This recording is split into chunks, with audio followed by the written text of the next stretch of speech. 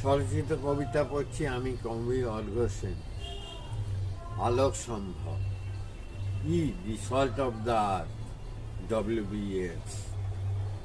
দূরতর দ্বীপ হতে একটি মানুষ এসেছিল, ভালোবেসেছিল তার সমাহৃত আলোকের দেশ।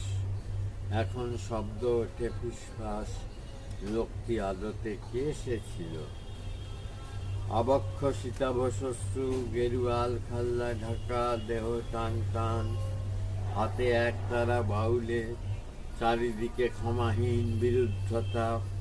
সব কিছু উপেক্ষা করেও সেই মানুষটি চলে যায় গন্তব্যে সটান। মাটি, নদী, নারী আর বনজ বৃক্ষের গন্ধ, আর কিছু নয়। মানুষের অপমানে, অবিমৃষ্যকারিতায় মুখ ঢেকে কাঁদেনি কি কেউ? স্বপ্নের সড়ক বেয়ে হেঁটে গেছে নিতান্ত নিশ্চয়।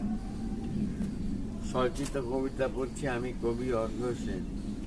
ভুবন মণ্ডলের ঘর গেরস্তি। নিকোনো দাওয়ায় বসে হুঁকো খায় ভাগ চাষি ভুবন মণ্ডল।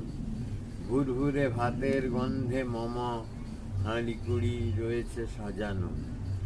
ফুটফুটে লক্ষ্মীমন্ত বৌমাটির আলতা পায়ে কোজাগরি ছাপ। কুমড়ো ফুল ফুটে আছে আটচালায়, শিমলতা উঠেছে মাচানে। কোমরে ঘুঙুর বেঁধে বালগোপালের মতো লাটিমের বায়না ধরে নাতি। গিন্নি বায়োস্কোপে যান হপ্তা শেষে, ছেলে যায় তদারকে খেতি। দিনকাল পাল্টাতে নেগেছে। নমস্কার।